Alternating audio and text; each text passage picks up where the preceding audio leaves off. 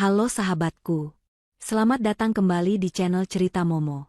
Apa kabarnya kalian semua hari ini? Semoga selalu sehat dan bahagia ya. Siap untuk cerita yang bakal bikin kita gregetan sekaligus kagum luar biasa? Kali ini, kita akan masuk ke dalam kisah seorang istri yang diremehkan habis-habisan oleh suaminya sendiri. Bayangkan, tiba-tiba suaminya mengirim pesan, "Villa mewahmu yang ada di Bali sudah kujual 30 miliar. Ini aku transfer 1 juta buat beli jajan." Pakai emoji ketawa lagi, seakan mengejek. Tapi sahabatku, 5 menit kemudian, suaminya syok kaget waktu akad pembayaran.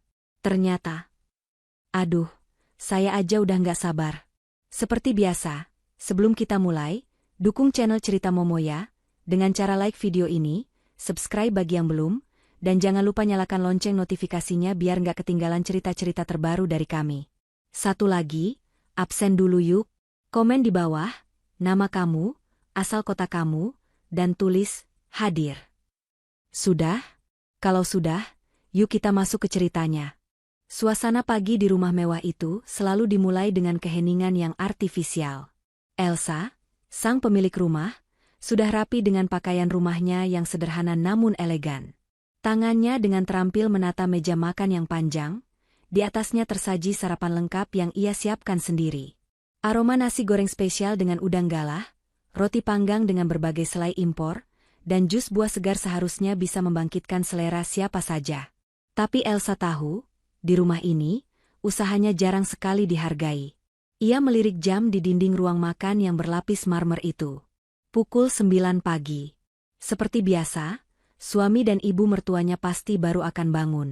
Elsa menarik napas panjang, memasang senyum sabar yang sudah menjadi topeng andalannya selama 5 tahun terakhir pernikahannya.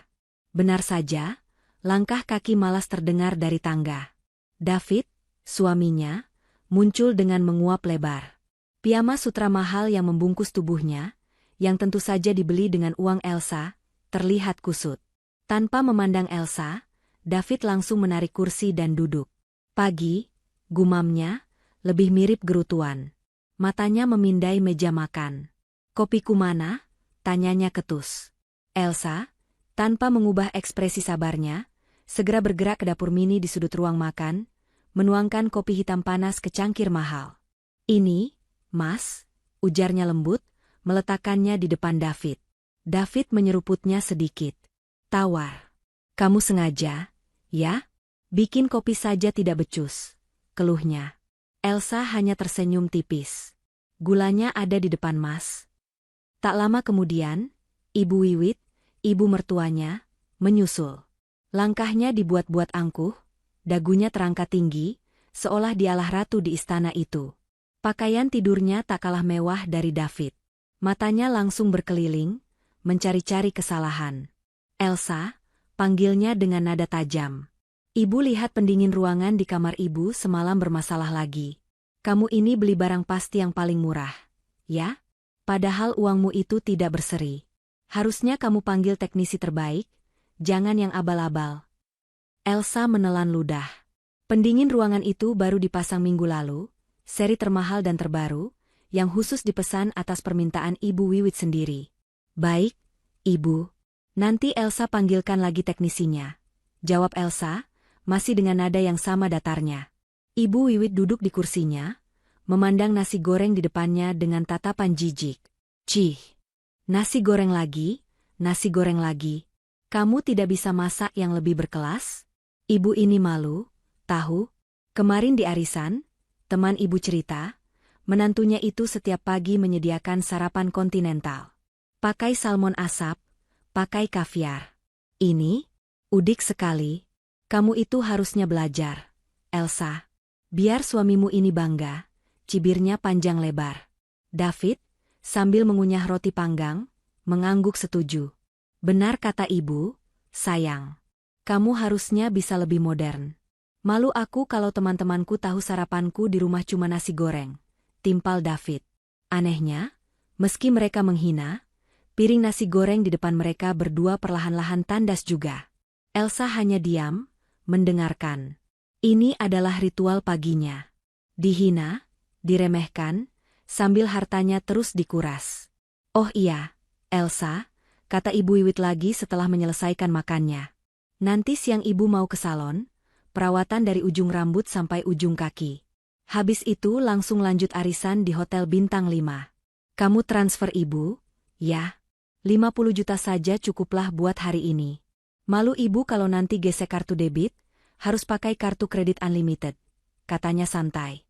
Tentu saja, kartu kredit unlimited itu adalah kartu tambahan atas nama Elsa. David pun tak mau kalah. Aku juga, El. Teman-teman hari ini ngajak main golf di klub eksklusif. Membersih tahunanku sudah mau habis. Tolong kamu bayarkan, ya? Sekalian isi penuh bensin mobil sportku. Mobil sport yang juga dibeli Elsa, atas nama Elsa, namun dipakai David seolah miliknya pribadi. Iya, Ibu. Iya, Mas.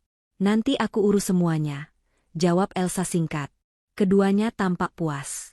David dan Ibu Wiwit segera beranjak dari meja makan, meninggalkan piring-piring kotor mereka begitu saja untuk dibersihkan Elsa, lalu sibuk dengan ponsel masing-masing di ruang tengah, merencanakan cara menghabiskan uang Elsa hari ini. Elsa mulai membereskan piring-piring kotor itu dengan gerakan yang tenang. Tapi begitu ia sampai di dapur yang luas dan sendirian, senyum sabar di wajahnya perlahan luntur. Ia meletakkan piring di tempat cuci, lalu menyalakan keran air dengan kencang. Suara gemericik air menyamarkan helaan napasnya yang berat.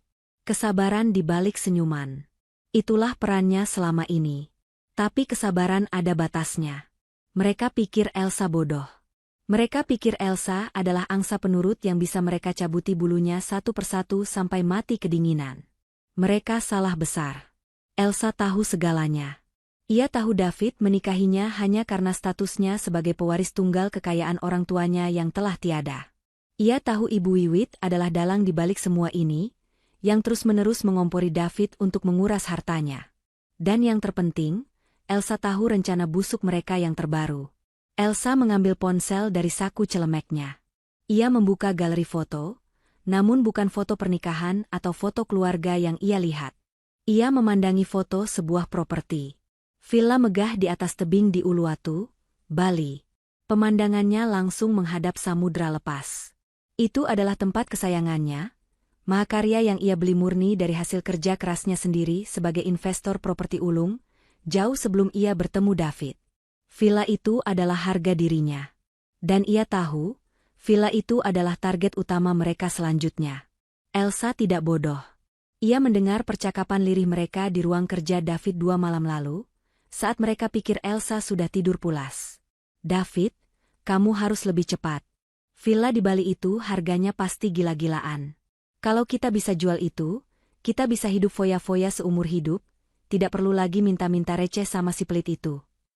Suara Ibu Wiwit terdengar sangat antusias. Sabar, Ibu. Aku lagi cari pembeli yang pas. Tapi masalahnya sertifikatnya. Aku yakin Elsa menyimpannya rapat-rapat di brankas pribadinya. Aku harus cari cara membukanya, balas David. Elsa mematikan layar ponselnya. Matanya yang tadi terlihat lembut dan sabar, kini berubah menajam, sedingin es. Mereka ingin bermain? Baiklah. Elsa sudah terlalu lama lelah bersabar. Ia hanya menunggu waktu yang tepat. Menunggu mereka membuat satu kesalahan fatal yang akan menghancurkan mereka sendiri. Senyuman tipis, yang kali ini sangat berbeda, kembali terkembang di bibir Elsa saat ia mendengar David berteriak dari ruang tengah. Elsa, kamu di mana? Dompetku mana? Sekalian siapkan bajuku buat main golf. Elsa mematikan keran air. Iya, Mas. Sebentar, aku ke sana, jawabnya.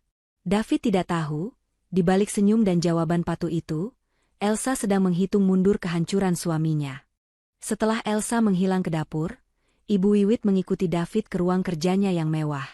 Ruangan itu berbau maskulin, dengan rak-rak buku kayu gelap yang diisi buku-buku yang tak pernah dibaca, hanya sebagai pajangan.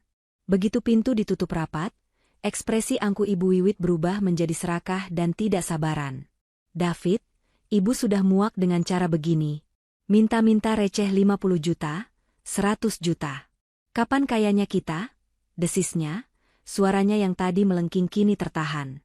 David menjatuhkan dirinya ke kursi kulit mahal di balik meja kerjanya. Ibu pikir aku juga betah? Dikit-dikit lapor, dikit-dikit minta izin. Padahal semua harta itu harusnya jadi milikku juga. Aku ini suaminya, sahut David geram, memukul meja. Makanya, rencana kita soal villa di Bali itu harus segera jalan, desak Ibu Wiwit. Kamu ini lambat sekali. Ibu sudah tidak tahan melihat muka si Elsa itu. Pura-pura sabar, padahal dia itu pelitnya minta ampun. Dia sengaja menikmati melihat kita mengemis padanya. David tersenyum miring, senyum yang penuh rencana licik. Ibu tenang saja. Semuanya sudah beres. Aku sudah menemukan calon pembeli. Pengusaha tambang dari Kalimantan. Dia setuju di angka 30 miliar. Uang tunai. Mata Ibu Wiwit langsung berbinar, lapisan keserakahan terlihat jelas di wajahnya yang mulai menua. 30 miliar, ulangnya, seakan tidak percaya. Itu uang banyak sekali. David, kita bisa beli rumah sendiri, mobil mewah, ibu bisa keliling dunia. Kapan? Kapan transaksinya? Lusa, jawab David singkat, penuh percaya diri. Ibu Wiwit terdiam sejenak. Lusa? Cepat sekali. Tapi, bagaimana dengan surat-suratnya? Sertifikatnya? Elsa itu licik. Dia pasti menyimpannya di tempat yang paling aman. Dia tidak mungkin semudah itu melepaskannya. David tertawa meremehkan. Ibu terlalu meremehkan aku, dan terlalu melebih-lebihkan Elsa. Dia itu wanita bodoh. Terlalu dibutakan cinta sama aku. Dia pikir aku tidak tahu di mana dia menyimpan semua dokumen pentingnya? Dia pikir aku tidak tahu kode brankas pribadinya? Ibu Wiwit terkejut. Kamu tahu kodenya? David mengangguk bangga. Tentu saja. Waktu awal pernikahan, dia pernah menunjukkannya padaku. Katanya, ini kode brankas kita, Mas. Kalau terjadi apa-apa sama aku, kamu yang urus. Dia lupa, aku punya ingatan fotografis. Dia tidak pernah mengganti kodenya. Jadi, tunggu apa lagi, David?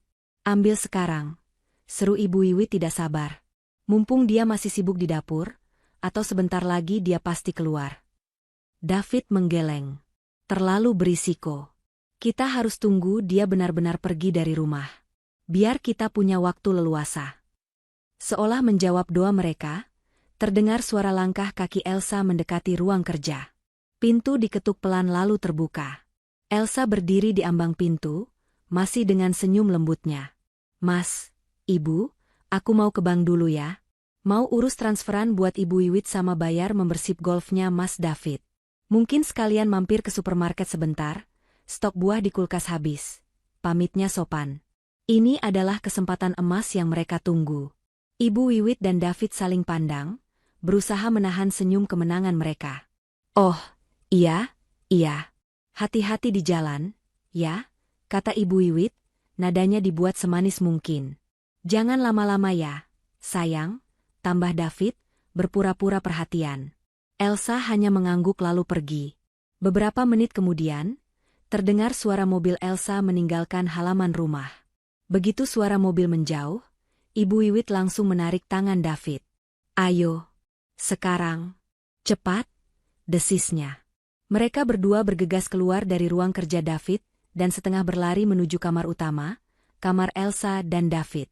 Di dalam kamar yang luas itu, ada sebuah ruang ganti pribadi yang sangat besar. Di balik cermin setinggi dinding, David menekan sebuah panel tersembunyi. Dinding cermin itu bergeser pelan tanpa suara, memperlihatkan sebuah brankas digital tanam yang canggih. Kodenya? Kamu yakin masih ingat? Tanya Ibu Wiwit cemas. Tanggal pernikahan kami. Betapa bodoh dan romantisnya, cibir David. Tangannya dengan lincah menekan kombinasi angka. Terdengar bunyi bip pelan, dan pintu brankas terbuka. Jantung mereka berdebar kencang. Di dalamnya, tersusun rapi beberapa kotak penyimpanan dokumen dan kotak-kotak perhiasan. Mata Ibu Wiwit langsung tertuju pada perhiasan, tapi David menepis tangannya. Fokus, Ibu. Dokumen. David langsung menarik sebuah map tebal berwarna merah marun. Di depannya tertulis jelas, Sertifikat Villa Uluwatu, Bali. Ibu Wiwit sampai terpekik pelan. David membukanya. Di dalamnya, Tergeletak dokumen tebal dengan logo Garuda besar, stempel, dan tanda tangan yang terlihat sangat asli. "Ini dia," bisik David penuh kemenangan. "Cepat, ambil. Kita fotokopi dulu, lalu kembalikan aslinya. Jangan sampai dia curiga," kata Ibu Wiwit. Tapi David menggeleng. "Tidak perlu. Pembeliku butuh yang asli untuk pengecekan hari ini juga. Nanti setelah akad, aku akan bilang saja sama Elsa kalau sertifikatnya hilang atau terselip, baru kita urus surat kehilangan. Toh, saat itu uangnya sudah di tangan kita. Dia tidak akan bisa apa-apa." Ibu Wiwit tersenyum lebar. "Pintar sekali anak ibu." Mereka berdua tertawa pelan, tawa kemenangan yang penuh kelicikan. David segera mengambil seluruh isi map itu, memasukkannya ke dalam tas kerjanya, lalu menutup kembali brankas itu. Mereka merapikan kembali cermin, memastikan tidak ada jejak. "Ayo, Ibu. Aku harus segera bertemu calon pembeli ini.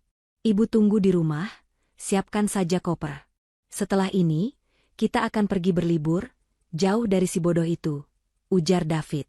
Mereka tidak menyadari, di sudut atas ruang ganti itu, tersembunyi di dalam bingkai lukisan abstrak, sebuah kamera pengintai mini seukuran lubang jarum telah merekam setiap detik aksi mereka. Merekam tawa kemenangan mereka, merekam wajah serakah mereka, dan merekam pencurian yang baru saja mereka lakukan. Pencurian yang akan menjadi awal dari akhir mereka. 2 hari terasa seperti seabad bagi Ibu Wiwit, namun bagi David, itu adalah 2 hari perencanaan yang matang. Pagi ini, di hari H yang mereka tentukan, suasananya berbeda. David tidak lagi terlihat malas. Ia bangun pagi, bahkan sebelum Elsa, seandainya Elsa ada di rumah. Ia bersiul-siul sambil memakai kemeja termahalnya, yang ia setrika sendiri agar tidak ada celah kecurigaan. Ibu Wiwit tak kalah semangat. Ia sudah duduk di meja makan sejak pukul 7, memakai blus sutra terbaiknya, seolah ialah yang akan menandatangani akad miliaran itu. Koper mereka berdua, koper yang juga dibeli dari uang Elsa, sudah terisi penuh dan diletakkan rapi di kamar masing-masing, siap untuk kabur sore nanti. Ketenangan mereka ditunjang oleh satu fakta penting. Elsa tidak ada di rumah. Kemarin pagi, Elsa berpamitan dengan wajah sedikit muram. "Mas, Ibu," katanya saat itu, "aku harus ke Bandung untuk 2 atau 3 hari. Ada masalah mendadak dengan pemasok kain untuk butikku. Aku sudah coba urus lewat telepon, tapi sepertinya aku harus turun tangan langsung." David dan Ibu Wiwit bersusah payah menyembunyikan senyum kemenangan mereka. "Oh, ya sudah. Pergilah. Urusan pekerjaanmu kan memang penting," kata David, berpura-pura bijak. "Hati-hati di jalan. Jaga butikmu itu baik-baik. Jangan sampai rugi," timpal Ibu Wiwit, dengan sindiran yang disamarkan sebagai nasihat. Kini, di hari eksekusi, David merasa di atas angin. Elsa sedang sibuk mengurus kain-kain murahan di Bandung, sementara dia di Jakarta akan segera menjadi miliarder. Rencananya sempurna. Pembeli sudah menunggu di kantor notaris. Sertifikat, yang ia yakini asli, sudah ada di dalam tas kerjanya. "Bu, aku berangkat," kata David sambil menyambar kunci mobil sportnya dari meja. "Hati-hati, Nak. Ingat, setelah uang masuk, langsung transfer ke rekening baru kita. Jangan sampai tersangkut di rekeningmu yang gabung sama si pelit itu," pesan Ibu Wiwit. "Pasti, Bu. Ibu tenang saja. Nanti aku kabari," David tersenyum licik. Ia melangkah masuk ke dalam mobil sport merahnya, merasakan aura kekuasaan yang sebentar lagi akan menjadi miliknya secara permanen. Mesin mobil menderu, dan ia melaju membelah jalanan pagi Jakarta menuju kantor notaris yang telah disepakati. Selama perjalanan, rasa sombongnya meluap-luap. Ia tidak tahan. Ia harus memberitahu Elsa. Ia harus membuat wanita itu tahu siapa pemenangnya. Ia harus membuat Elsa merasakan bagaimana rasanya dihina dan diremehkan, seperti yang selalu ia rasakan, menurutnya, di bawah bayang-bayang kekayaan istrinya. Sambil menyetir dengan satu tangan, David mengambil ponselnya. Ia membuka aplikasi perbankan, mengetik nominal 1 juta, lalu mentransfernya ke rekening Elsa. Setelah notifikasi transfer berhasil, ia beralih ke aplikasi WhatsApp. Jemarinya dengan cepat mengetik pesan yang sudah ia susun di kepala sejak semalam. "Villa mewahmu yang ada di Bali sudah kujual 30 miliar. ini aku transfer 1 juta buat beli jajan. Ia berhenti sejenak, lalu menambahkan emoji tertawa terbahak-bahak. Puas. Ia membayangkan wajah Elsa di Bandung sana. Pasti syok, panik, mungkin menangis. Ia membayangkan Elsa akan meneleponnya sambil menjerit-jerit. David tertawa keras di dalam mobilnya. Ia menekan tombol, kirim. Pesan terkirim. Centang 2 biru. Namun, di seberang kota, di sebuah sedan hitam mewah yang terparkir rapi di seberang gedung kantor notaris yang dituju David, Elsa sama sekali tidak berada di Bandung. Ia duduk tenang di kursi penumpang belakang, mengenakan setelan blazer berwarna biru navy yang tegas, rambutnya disanggul rapi, memancarkan aura dingin yang mengintimidasi.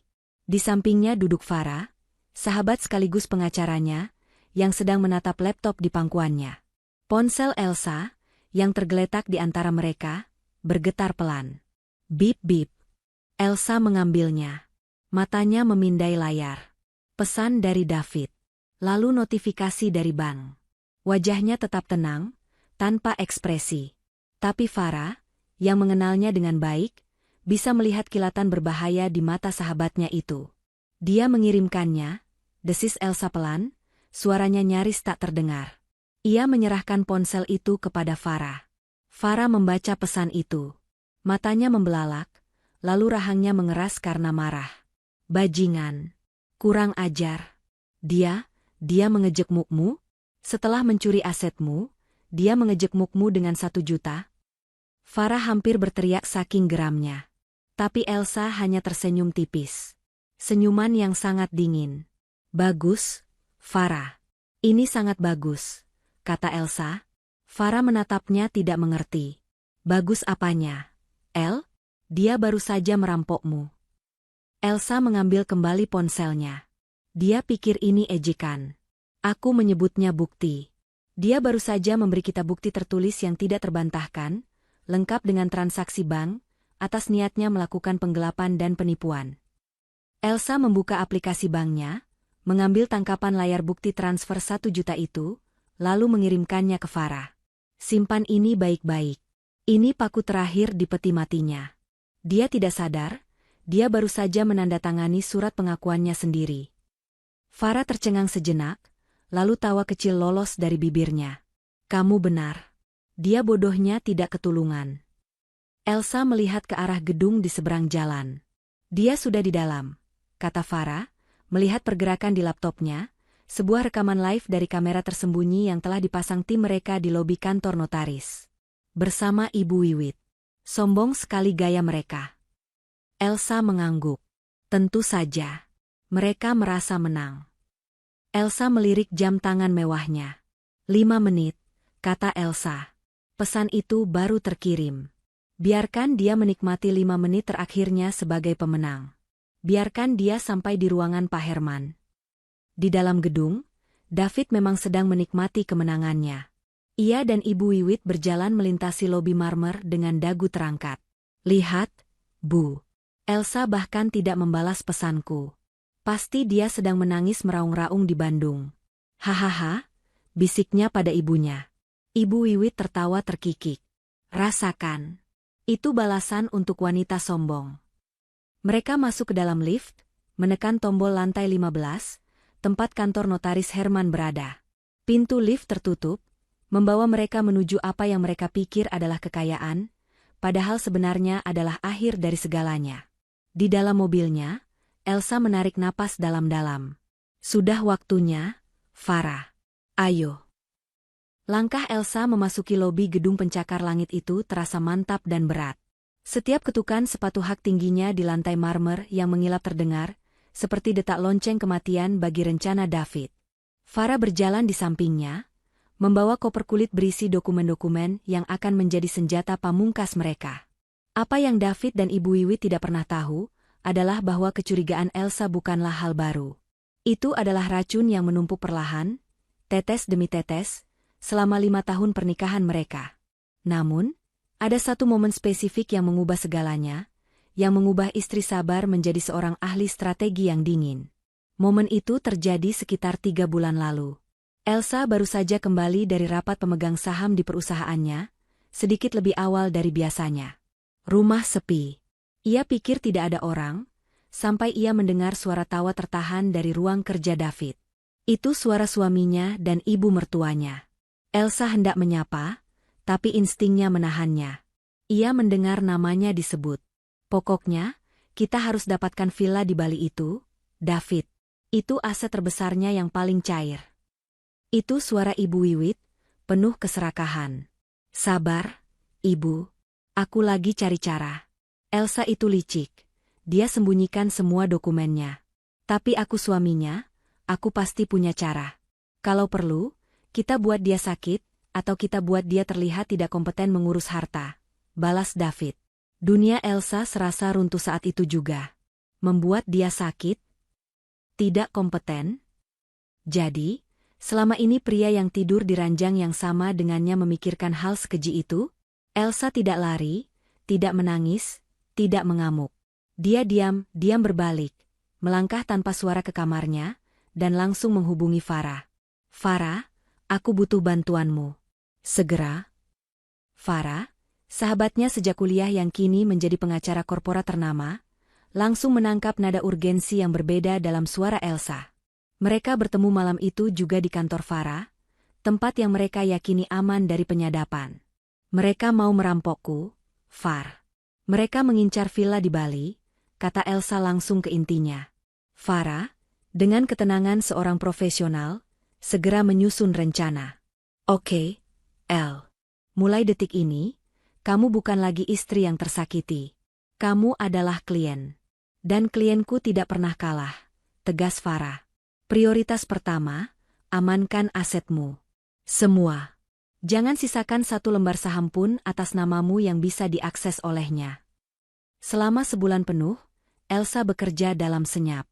Dengan bantuan Farah, ia memindahkan kepemilikan semua aset berharganya, saham, properti, simpanan bank, ke dalam struktur holding company baru yang berbasis di luar negeri, dengan safe deposit box berlapis di bank yang berbeda.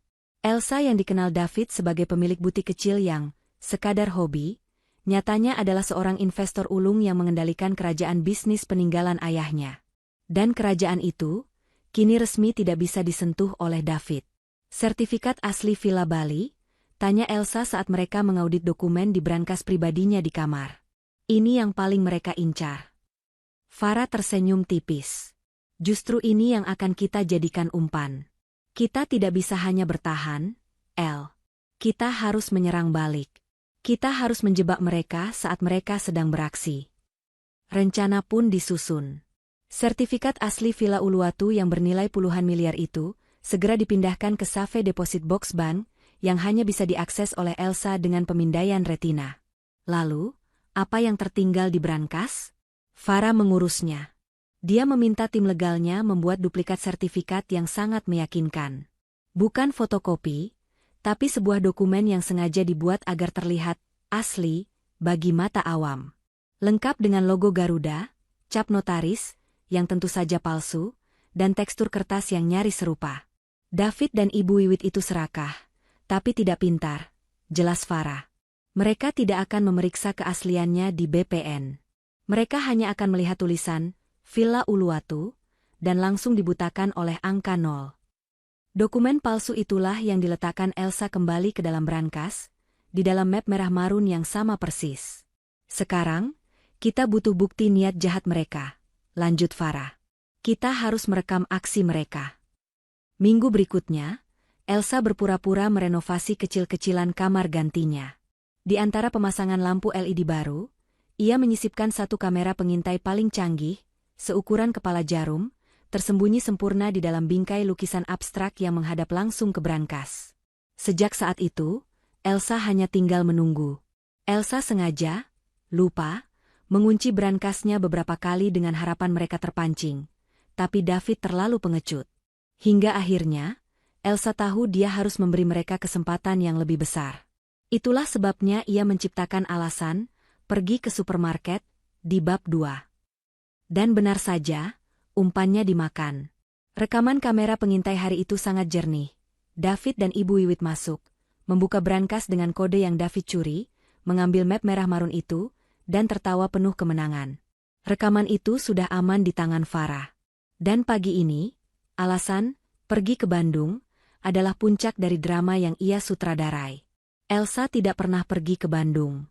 Ia menginap di suite hotel mewah di seberang kantor notaris ini, memantau setiap pergerakan David dari jauh, sambil mempersiapkan langkah akhirnya, penjualan yang sesungguhnya. Pesan WhatsApp berisi ejekan 1 juta itu datang di saat yang sempurna. Itu bukan lagi hanya percobaan pencurian. Dengan adanya bukti transfer itu, David baru saja mengakui bahwa dia telah menjual aset yang bukan miliknya dan memberikan sebagian hasilnya, meski receh, kepada pemilik aslinya. Itu adalah pengakuan kejahatan yang sempurna. Kini, saat Elsa dan Farah melangkah menuju lift yang sama dengan yang dinaiki David beberapa menit lalu, Elsa merasa tenang. Tidak ada lagi rasa takut. Yang ada hanya rasa lega karena topeng kesabaran yang berat itu akhirnya bisa ia lepaskan. Mereka di lantai 15, ruang rapat anggrek, bisik Farah sambil mengecek tabletnya. Tim kita dan Tuan Alex sudah di ruang sebelah. Pak Herman sudah siap. Elsa mengangguk. Pintu lift terbuka di lantai 15. Tepat 1 hari sebelumnya, suasana di lantai 15 gedung yang sama itu sangat berbeda. Jauh dari aura serakah dan licik yang dibawa David pagi ini, ruangan yang kemarin diisi oleh Elsa adalah ruangan VIP notaris Herman. Ruangan itu kedap suara, didominasi kayu gelap yang elegan dan aroma kopi berkualitas tinggi. Disinilah, penjualan yang sesungguhnya terjadi, dan Elsa yang hadir bukanlah istri sabar yang dikenal David, melainkan Elsa sang direktur, seorang pebisnis ulung yang dingin dan penuh perhitungan. Ia mengenakan setelan blazer berwarna burgundi yang tegas, memancarkan aura kekuasaan yang tak terbantahkan. Di sampingnya, Farah duduk tegap. Laptopnya menyala, menampilkan baris-baris dokumen legal yang rumit. Di hadapan mereka duduk notaris Herman, seorang pria parubaya yang reputasinya sebagai notaris paling jujur dan teliti di Jakarta sudah tidak perlu diragukan lagi. Dan di seberang meja, duduk Tuan Alex. Dia adalah seorang investor properti internasional asal Swiss, pria berwibawa yang matanya jeli melihat aset berkualitas. Dia adalah pembeli asli villa itu, dan dia tahu persis nilai dari properti yang akan dibelinya. Di atas meja kaca tebal, terhampar sertifikat hak milik yang asli. Dokumen berharga itu, yang diserahkan langsung oleh Elsa dari Save Deposit Box Bank, telah diperiksa keasliannya oleh tim Pak Herman dan dinyatakan sempurna. Tidak ada cacat. Nyonya Elsa, Tuan Alex membuka suara, aksen Eropanya kental namun jelas. Saya harus akui, saya sudah mengincar villa Anda di Uluwatu itu selama 2 tahun. Sebuah mahakarya arsitektur dan lokasi. Saya sedikit terkejut Anda bersedia melepasnya. Harga 50 miliar ini, sejujurnya, sangat pantas untuk sebuah karya seni seperti itu. Elsa mengangguk kecil, senyum profesional tersungging di bibirnya, namun matanya tetap dingin. Terima kasih, Tuan Alex. Villa itu memang saya bangun dengan hati. Tapi terkadang, untuk membangun sesuatu yang baru, kita harus rela melepaskan sesuatu yang lama. Saya senang aset itu jatuh ke tangan kolektor yang tepat seperti Anda, yang bisa menghargainya lebih dari sekadar angka. David dan Ibu Wiwit, yang hanya memikirkan 30 miliar, tidak akan pernah mengerti nilai sentimental dan artistik yang Tuan Alex pahami. Baik, kata Pak Herman, mengetuk-ngetuk pulpen mewahnya ke meja. Semua dokumen sudah diverifikasi.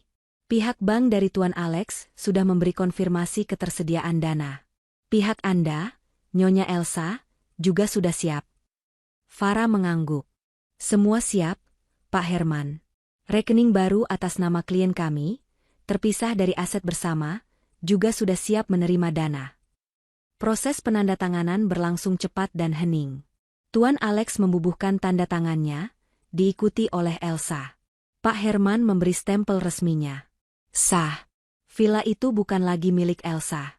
Detik berikutnya, Tuan Alex mengambil ponselnya, memberi instruksi singkat dalam bahasa Jerman kepada bankirnya. Tak sampai 1 menit, dia meletakkan ponselnya kembali. Terkirim, katanya singkat.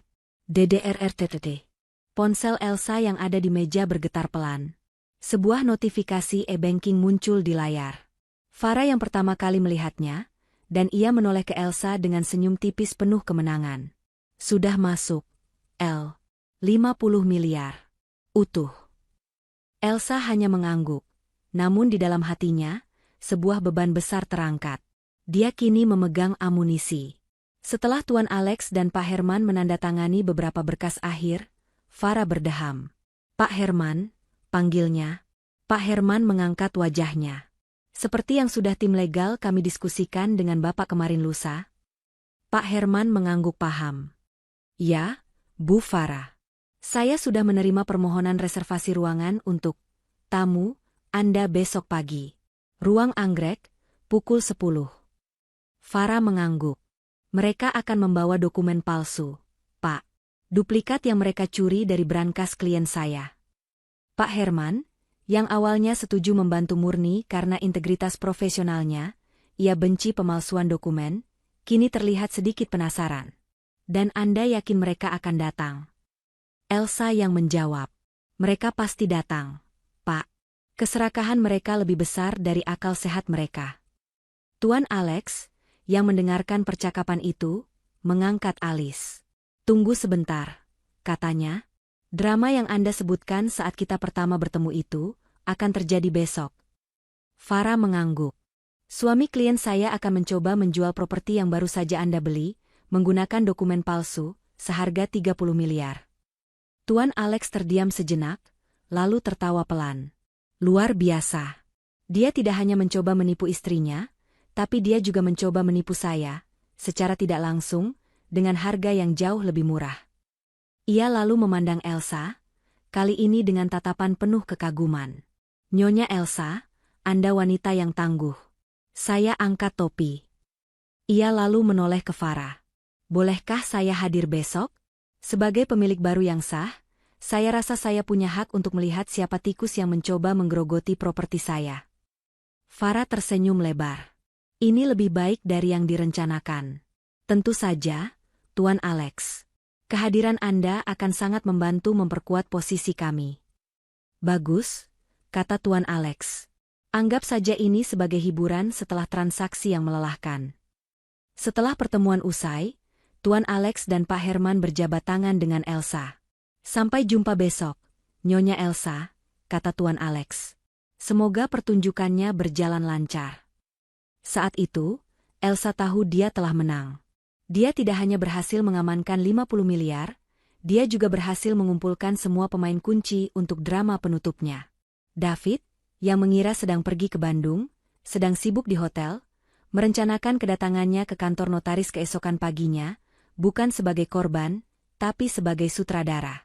David dan Ibu Wiwit melangkah keluar dari lift di lantai 15 dengan aura angkuh yang begitu kental, seolah mereka adalah pemilik gedung. David merapikan dasinya yang harganya selangit, dan belum lunas ia bayar ke Elsa. Sementara Ibu Wiwit menyibakkan rambutnya yang baru saja disasak tinggi di salon, sengaja memamerkan anting berlian, milik Elsa, yang ia kenakan. Seorang resepsionis menyapa mereka ramah. "Selamat pagi, Pak, Bu. Ada yang bisa saya bantu?" David bahkan tidak menoleh, ia hanya mendengus. "Ruang anggrek. Atas nama David. Untuk akad." Ibu Wiwit menambahkan, "Akad 30 miliar. Jangan sampai salah." Resepsionis itu, yang sudah mendapat arahan dari Pak Herman, hanya tersenyum maklum. "Silakan, Pak, Bu. Lurus saja, ruangan kedua di sebelah kanan." Mereka berjalan menyusuri koridor yang senyap. "Lihat, Bu. Bahkan resepsionisnya gemetar melihat kita," bisik David penuh kebanggaan, salah mengartikan tatapan kasihan sang resepsionis. "Tentu saja. Aura miliarder itu beda, Nak," balas Ibu Wiwit terkikik. Pintu ruang anggrek terbuat dari kayu jati solid dengan plakat kuningan. David membukanya tanpa mengetuk. Di dalam, ruangan itu tidak terlalu besar namun sangat resmi. Jendela besar di satu sisi memperlihatkan pemandangan kota Jakarta yang sibuk. Di meja oval, sudah duduk dua orang pria. Satu adalah Pak Herman, sang notaris, yang tampak tenang dan profesional. Yang satu lagi adalah pria yang tampak tegang dan berkeringat, meski pendingin ruangan disetel dingin. Inilah Pak Budi, calon pembeli 30 miliar yang ditemukan David. Pak Budi sebenarnya adalah pengusaha kelas menengah yang sedang nekat. Dia mendengar ada aset sitaan yang dijual murah, dan David meyakinkannya bahwa ini adalah kesempatan sekali seumur hidup. 30 miliar adalah seluruh tabungan hidup dan pinjamannya. Ah, Pak David. Akhirnya Anda datang, sapa Pak Budi, berdiri dengan canggung. David hanya mengangguk malas, menjatuhkan dirinya di kursi kepala. Ya, maaf sedikit telat. Bohongnya. Ibu Wiwit duduk di samping David, meletakkan tas Hermes, imitasi, yang ia beli pakai uang Elsa, di atas meja. Selamat pagi, Pak Notaris, sapa David sok akrab. Pak Budi, sudah siap, kan? Koper uangnya di mana? Pak Budi tertawa gugup. Uangnya di bank, Pak. Sesuai kesepakatan, begitu akad ini sah, saya langsung instruksikan transfer real time. Bagus. Mari kita selesaikan ini dengan cepat. Saya dan ibu saya harus mengejar pesawat sore ini, kata David tidak sabar. Matanya beralih ke Pak Herman. Ayo, Pak Notaris. Tunggu apa lagi? Silakan dimulai. Pak Herman, yang sedari tadi hanya mengamati drama kecil ini, akhirnya angkat bicara. Suaranya tenang namun berwibawa. Selamat pagi, Pak David, Ibu Wiwit, Pak Budi. Selamat datang di kantor saya. Tentu, kita akan mulai. Sesuai prosedur standar, sebelum penandatanganan akta jual beli, saya wajib memverifikasi keaslian dokumen kepemilikan yang menjadi objek jual beli. Tentu. Prosedur, cibir David. Ia membuka tas kerjanya, dan dengan gerakan teatrikal, mengeluarkan map merah marun itu. Ini dia, katanya, mendorong map itu ke tengah meja. Sertifikat hak milik. Asli. 100%. Masih hangat, baru saya ambil dari brankas pemiliknya, katanya sambil melirik ibunya, yang dibalas dengan senyum penuh arti. Pak Budi menelan ludah, matanya tak lepas dari map itu. Pak Herman menarik map itu ke hadapannya.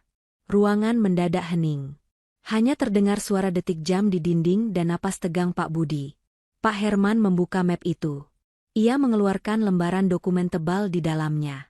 Ia tidak langsung berkomentar. Ia mengambil kacamata bacanya, memasangnya dengan gerakan pelan dan sengaja.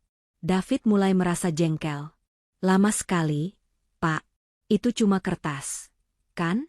Cepat periksa, biar saya bisa tanda tangan. Ibu Wiwit mengipas-ngipasi wajahnya. Benar, panas sekali di ruangan ini. Pak Herman tidak menggubris mereka. Ia mengambil dokumen itu, mengamatinya di bawah lampu meja. Ia meraba tekstur kertasnya. Ia membolak-balik halamannya, memeriksa cap, tanda tangan, dan nomor seri. David mulai gelisah. Bukan karena takut, tapi karena tidak sabar. Dalam benaknya, ia sudah berada di bandara, tertawa bersama ibunya, siap memulai hidup baru. Keheningan berlangsung hampir 2 menit penuh. Pak Budi sudah membasahi bibirnya berkali-kali. David akhirnya menggebrak meja pelan. Pak Notaris, bagaimana? Sudah selesai? Tinggal bilang, sah. Kan? Pak Herman akhirnya meletakkan dokumen itu kembali ke meja. Ia melepaskan kacamatanya. Ia menatap lurus ke mata David. Tatapannya tajam dan dingin. Maaf, Pak David, katanya dengan suara yang jelas dan tegas, memecah keheningan. Akad tidak bisa dilanjutkan. Udara di ruangan itu seakan membeku. Senyum di wajah Ibu Wiwit luntur seketika. Wajah David mengeras. Apa maksud Anda? Jangan bercanda, Pak. Saya tidak bercanda, sahut Pak Herman, nadanya tetap datar. Saya tidak bisa, dan tidak akan pernah, memproses transaksi menggunakan dokumen ini. Jantung David mulai berdebar kencang, kali ini bukan karena antusiasme. Kenapa? Apa masalahnya? Masalahnya, kata Pak Herman, menunjuk dokumen di depannya, sertifikat yang Bapak bawa ini palsu. Kata, palsu, menggema di ruangan itu seperti ledakan bom. Ibu Wiwit terpekik. Apa? Pak Budi langsung melompat berdiri. Palsu? David adalah yang paling syok. Wajahnya memucat, lalu memerah padam dalam sepersekian detik. Palsu. Bapak jangan sembarangan bicara ya, teriaknya, menggebrak meja dengan keras. Bapak ini notaris bukan? Bapak tidak bisa bedakan mana yang asli, Ini asli. Saya ambil sendiri dari brankas istri saya. Tanpa sadar, David baru saja mengakui pencuriannya di depan saksi. Ibu Wiwit, panik melihat reaksi Pak Budi yang gemetar, ikut menuding Pak Herman. Benar? Bapak ini pasti mau menipu kami.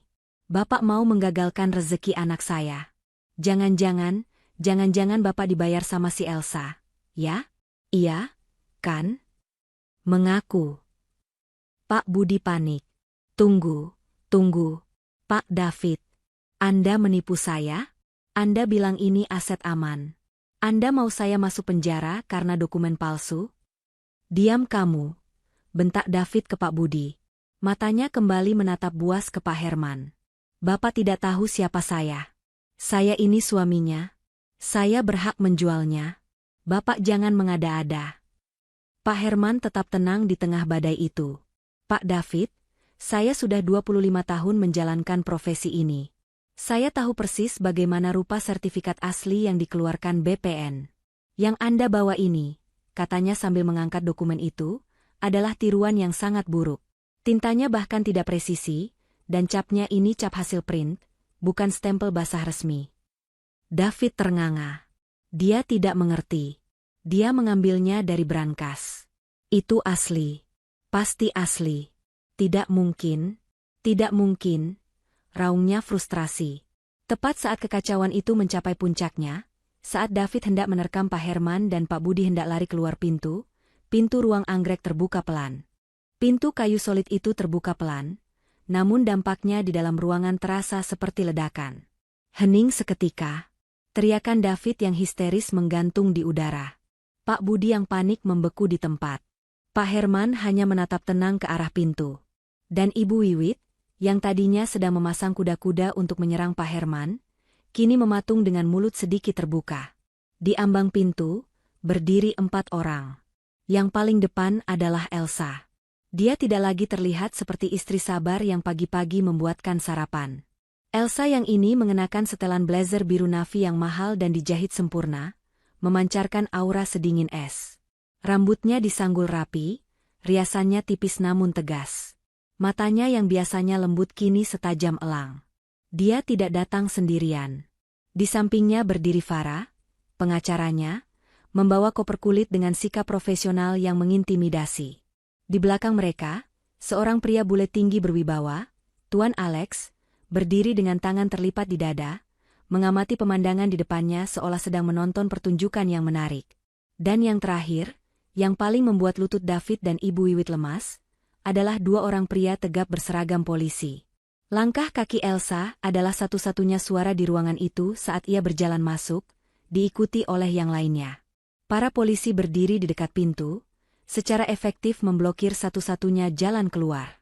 Elsa tidak langsung menatap suaminya. Ia berjalan perlahan, matanya pertama-tama tertuju pada Pak Budi yang gemetaran. Ada sebersit rasa kasihan di matanya. Pak Budi, saya sarankan Anda duduk. Anda nyaris menjadi korban penipuan besar, katanya pelan, namun jelas. Lalu, matanya beralih ke Pak Herman. Pak Herman, terima kasih atas kerja sama Anda. Pak Herman hanya mengangguk singkat. Baru saat itulah Elsa mengalihkan pandangannya pada 2 orang yang menjadi sumber kekacauan di hidupnya. David dan Ibu Wiwit. David memandangnya dengan tatapan tidak percaya.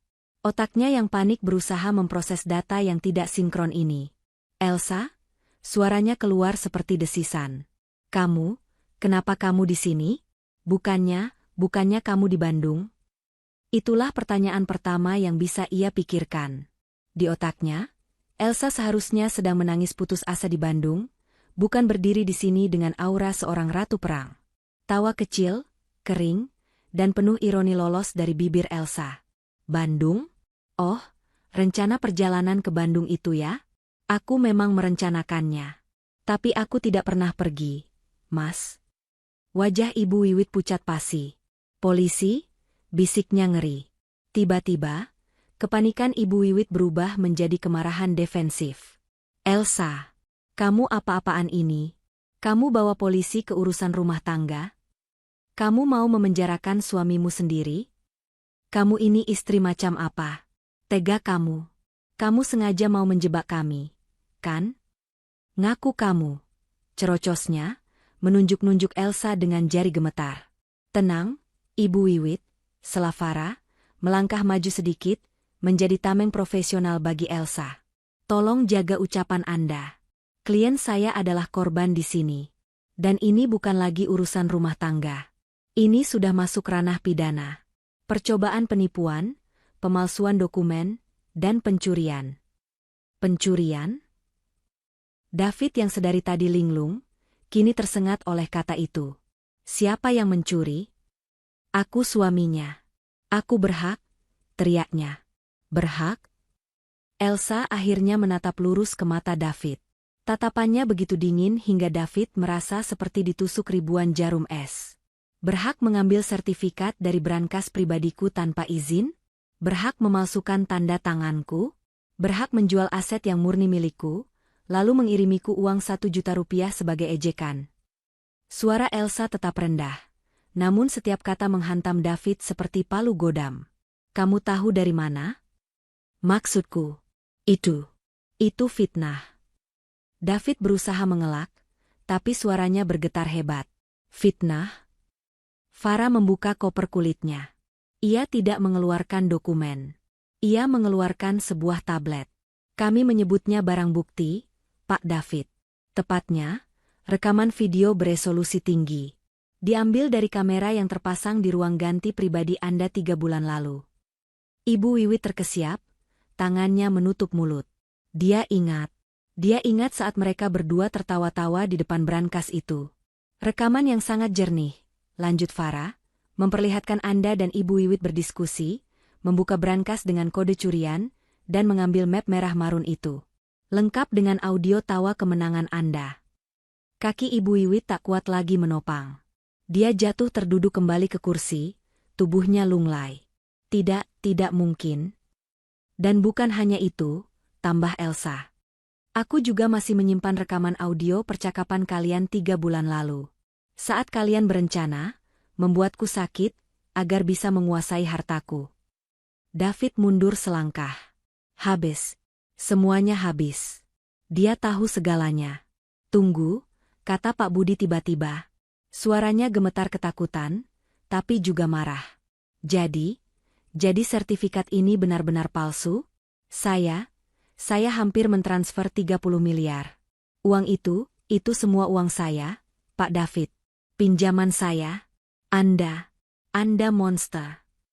Diam kamu, bentak David, panik. Tuan Alex, yang sedari tadi hanya mengamati, kini melangkah maju. Tenang, Pak Budi. Uang Anda aman.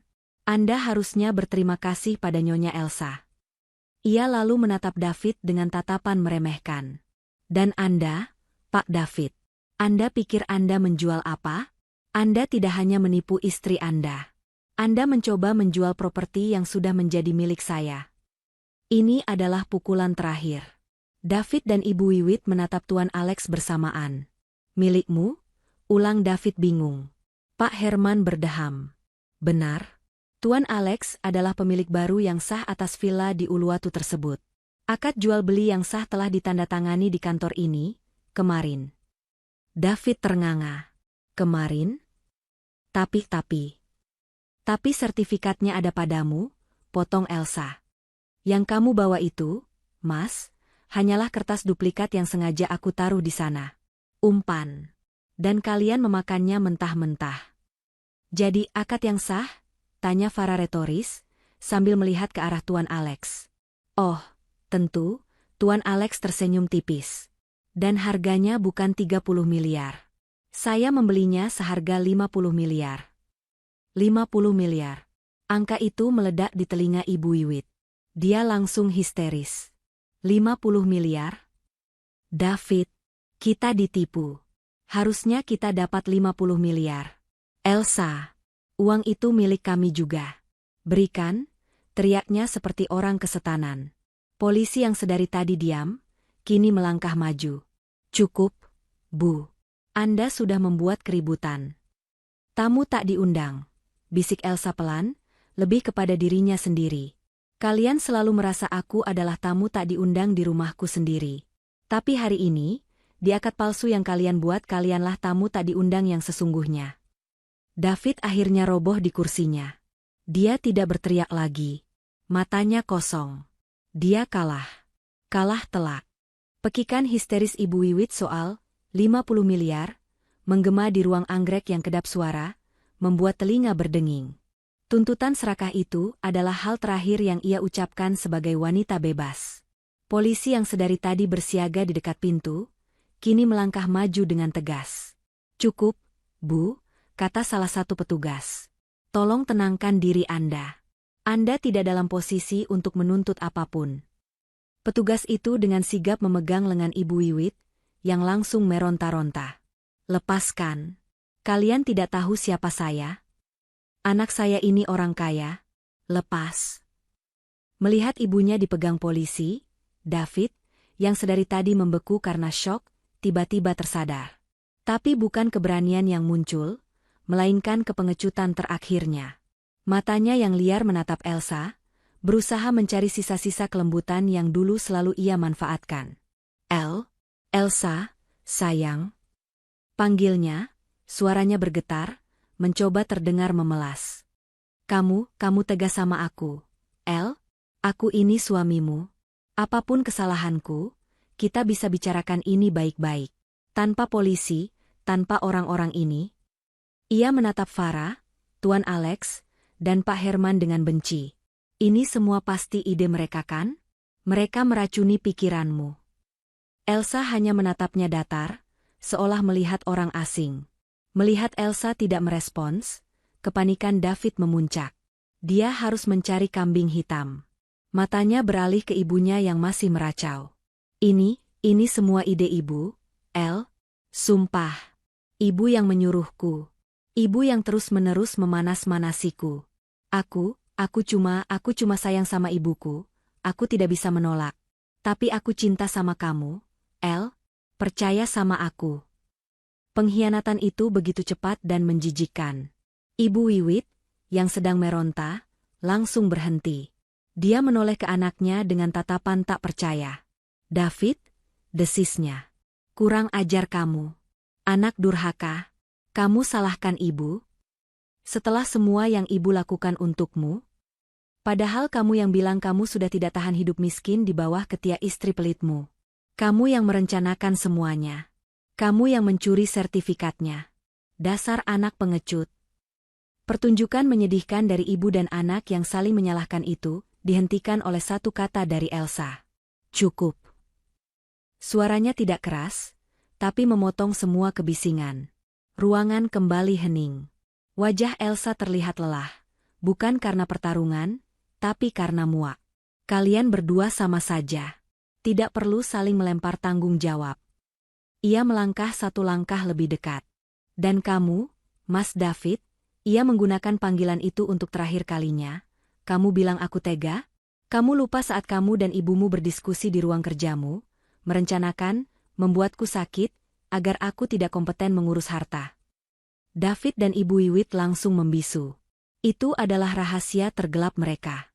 "Kamu pikir aku tidak tahu?" lanjut Elsa. "Kamu pikir aku bodoh? Kamu pikir aku buta dan tuli selama 5 tahun ini?" Farah melangkah maju lagi, mengambil alih panggung profesional. "Pak Herman, Tuan Alex, dan Bapak Polisi. Agar semuanya lebih jelas secara legal, mari kita tuntaskan bagian ini." Farah membuka kopernya lagi. Ia tidak mengeluarkan tablet, tapi sebuah map lain. Map berwarna biru tua yang terlihat sangat resmi. "Ini," katanya, menyerahkan map itu kepada Pak Herman.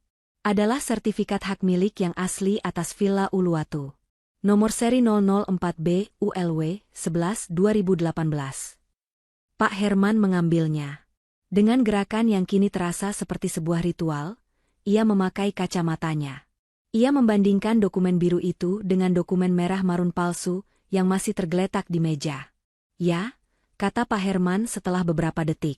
"Ini adalah dokumen otentik yang kami gunakan untuk akad yang sah dengan Tuan Alex kemarin. Nomor serinya, segel BPN, dan tanda tangan basahnya, semuanya sempurna. Dan yang ini," ia mendorong map merah marun itu dengan ujung pulpennya ke arah David, "adalah apa yang saya katakan tadi. Kertas sampah. Pak Budi, si calon pembeli yang tertipu, yang sedari tadi gemetar ketakutan, kini menemukan suaranya. Wajahnya pucat karena marah dan lega. Pak Polisi, serunya, membuat semua mata menoleh padanya. Saya saksi. Saya mau buat laporan. Bapak ini, ia menunjuk David dengan jari gemetar, Pak David ini menipu saya. Dia bilang ini aset aman, dijual cepat butuh uang. Dia hampir menghancurkan hidup saya. Uang 30 miliar itu semua pinjaman. Pak, saya bisa dikejar debt collector. Saya tuntut dia. Polisi yang lebih senior mengangguk ke Pak Budi. Baik, Pak. Kami catat keterangan Anda. Anda juga korban di sini.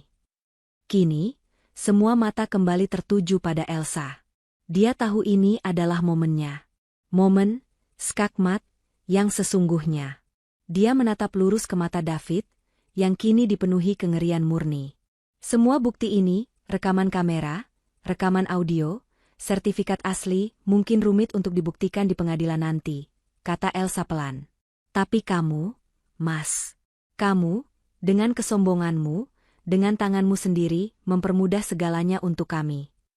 Elsa mengangkat ponselnya, yang layarnya sedari tadi menyala. Ia tidak menunjukkannya pada David, tapi ia memutarnya agar bisa dilihat dengan jelas oleh kedua petugas polisi itu. Tepat pukul 9:05 pagi ini. Saat dia pikir dia sudah menang. Saat dia pikir aku sedang menangis di Bandung, kata Elsa. Farah, seolah mengerti isyarat, membacakan pesan di layar itu dengan suara lantang, dingin, dan penuh penekanan. Villa mewahmu yang ada di Bali sudah kujual 30 miliar. Ini aku transfer 1 juta buat beli jajan.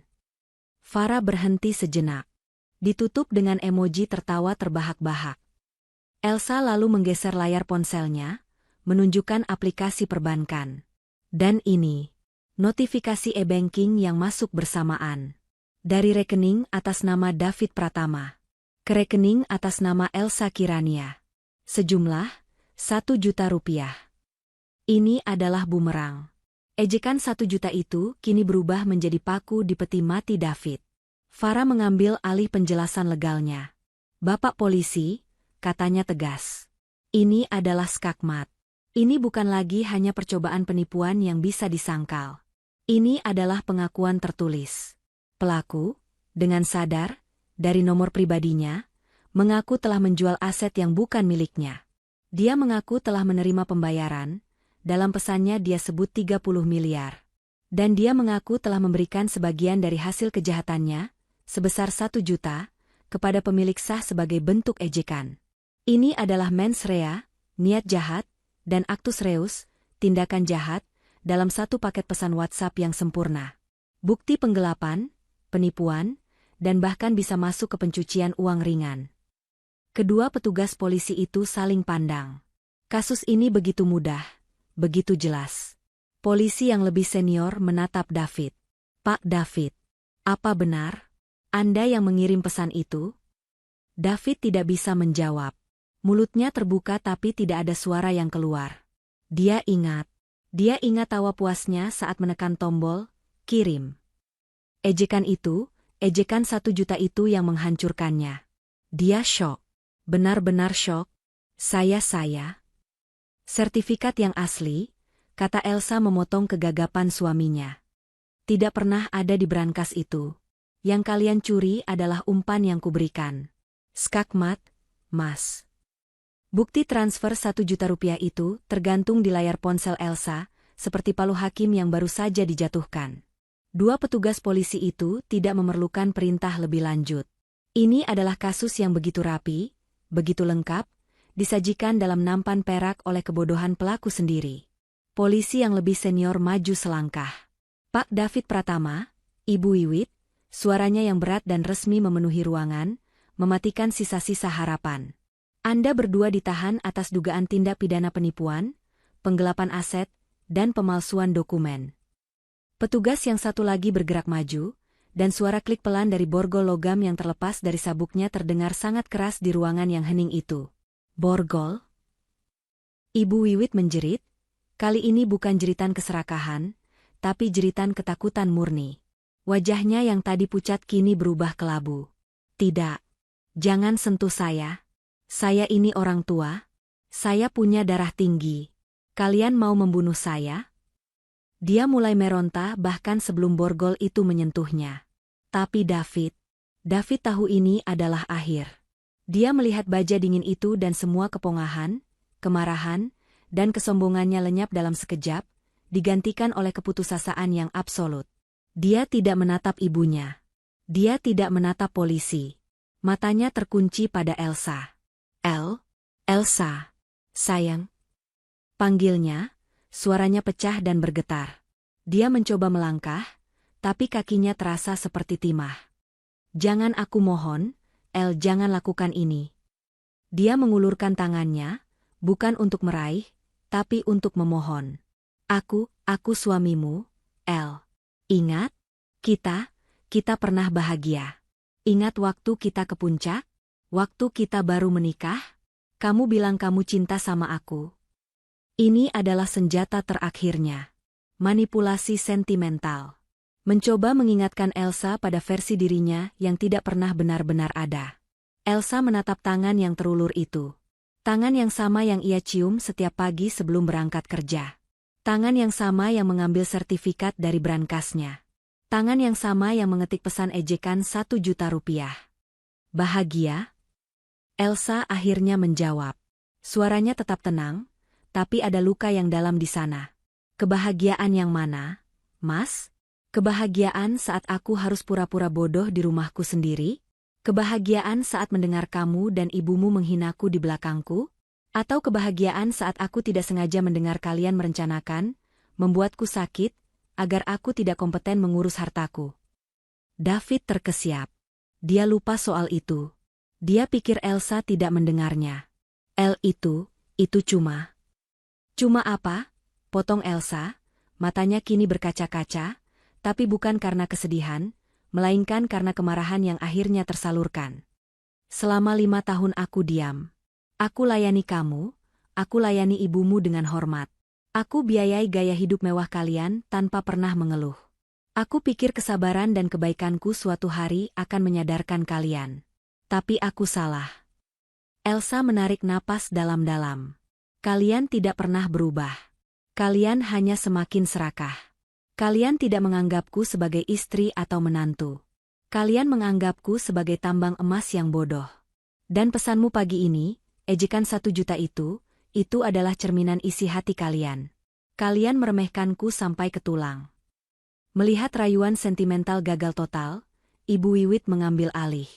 Dasar istri durhaka, teriaknya, kini beralih ke taktik menyerang. Kamu tega. Kamu memenjarakan suamimu sendiri. Padahal dia sudah memberimu status. Kamu ini perempuan gila harta. Kamu tidak mau berbagi. Pelit. Kamu sengaja menjebak kami. Kamu iblis. Cukup, Ibu Wiwit, Farah menyela dengan nada baja. Yang gila harta di sini adalah Anda dan anak Anda. Anda yang mencoba mencuri aset senilai 50 miliar, dan gagal total. Klien saya hanya mempertahankan apa yang menjadi haknya. Petugas polisi tidak mau menunggu lagi. Silakan, Pak, katanya kepada David. David tidak melawan. Seluruh energi hidupnya seakan tersedot habis. Dia membiarkan tangannya ditarik ke belakang. Terdengar suara klik yang mematikan. David Pratama resmi diborgol. Matanya menatap kosong ke lantai marmer. Ibu Wiwit, melihat anaknya ditangkap, menjadi histeris. Dia menjatuhkan diri ke lantai. Tidak. Jangan anakku. Ambil saja saya. Jangan dia. David. Dia meronta saat petugas mencoba membantunya berdiri. Lepaskan. Saya ini orang tua. Sakit. Jantung saya. Tolong. Saya mau pingsan. Pekiknya, mencoba memainkan kartu terakhir seorang ibu yang dramatis. Namun, polisi itu sudah terlatih menghadapi drama semacam ini. Tim medis akan memeriksa Anda di kantor, Bu. Sekarang, tolong berdiri, katanya tegas, mengangkat paksa Ibu Wiwit. Tangannya pun ikut diborgol. Ini adalah pemandangan yang menyedihkan sekaligus memuaskan. Ibu dan anak, yang tadinya begitu sombong, kini berdiri dalam kehinaan, terikat dalam borgol yang sama yang melambangkan keserakahan mereka. Mari, jalan, perintah petugas. Dimulailah Walk of Shame mereka. Mereka harus berjalan keluar dari ruang anggrek, melewati orang-orang yang telah mereka tipu. Pak Budi menatap mereka dengan campuran ngeri dan lega. Pak Herman menatap mereka dengan tatapan profesional yang dingin.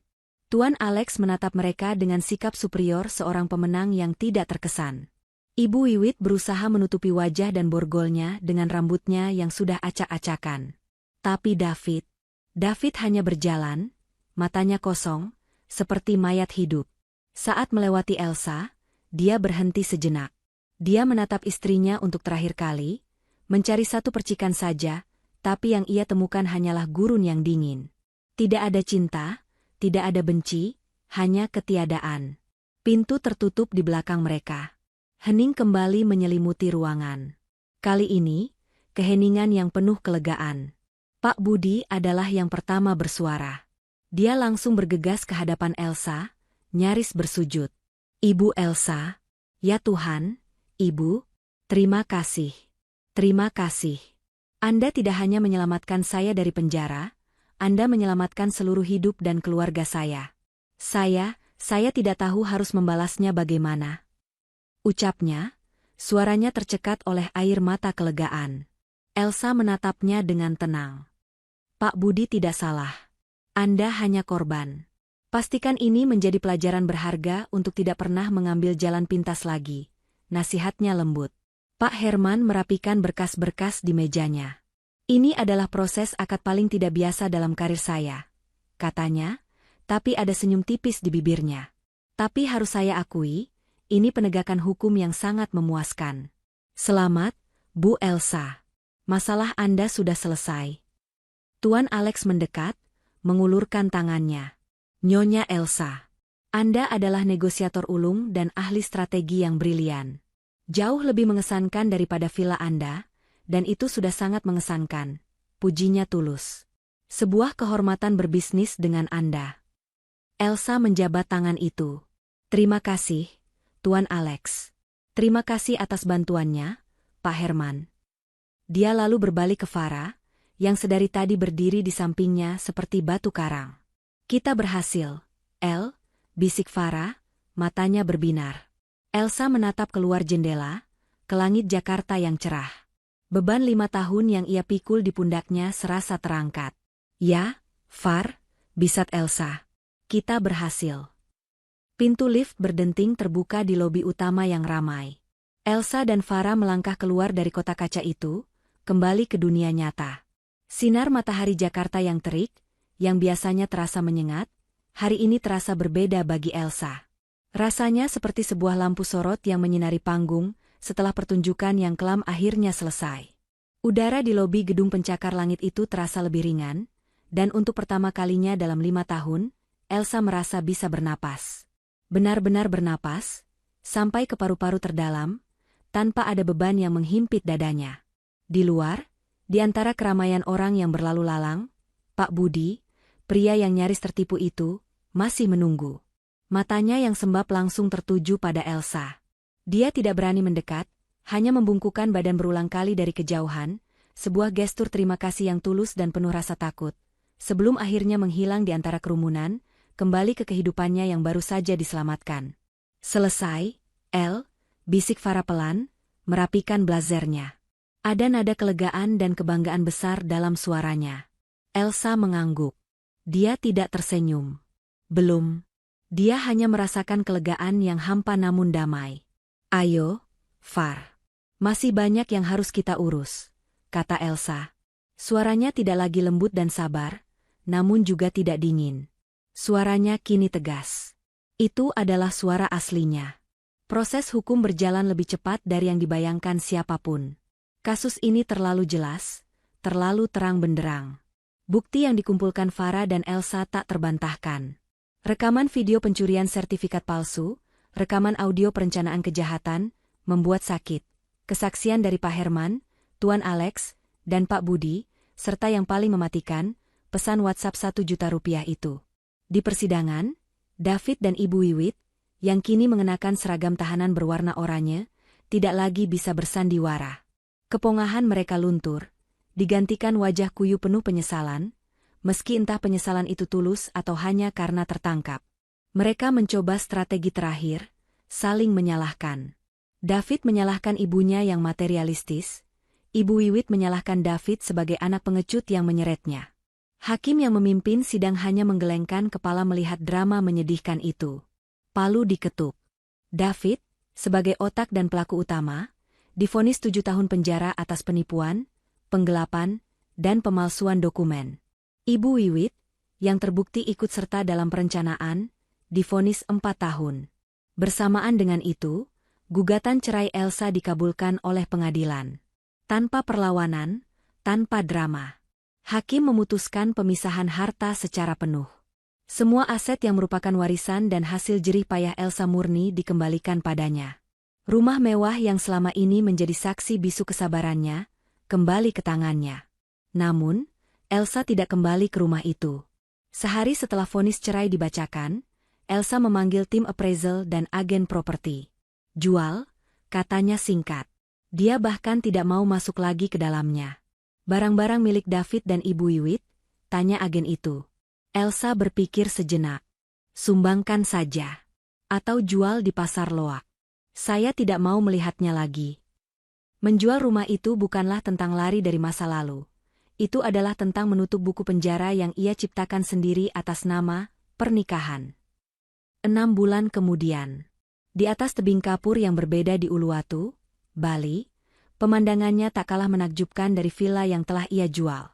Angin laut yang asin menerbangkan helai-helai rambut Elsa yang kini tergerai bebas. Dia tidak lagi mengenakan blazer kaku atau celemek dapur. Dia memakai gaun linen putih sederhana, kakinya telanjang menginjak rumput. Di depannya, sebuah fondasi besar sedang dibangun. Proyek masterpiece terbarunya. Sebuah resort butik ultramewah yang ia rancang sendiri. Uang 50 miliar dari Tuan Alex tidak ia habiskan. Ia menginvestasikannya kembali ke tanah yang ia cintai. Ponselnya yang tergeletak di meja lapangan bergetar. Dulu, setiap getaran ponsel membuatnya cemas, takut akan permintaan uang atau hinaan baru. Kini, dia meraihnya dengan santai.